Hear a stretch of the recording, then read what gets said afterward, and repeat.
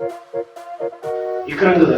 Құрметті әріптестер, оразаларыңыз қабыл болсын.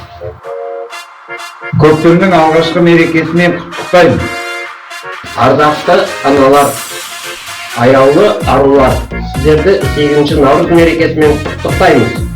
Сіздерді 7 наурыз күні сағат 17:00-де Аққайын кафесіне мерекелік дастарханға шақырамыз. көтеріңкі көңіл күй, әдемі кеш, бағалы сыйлықтар сіздерді күтеді.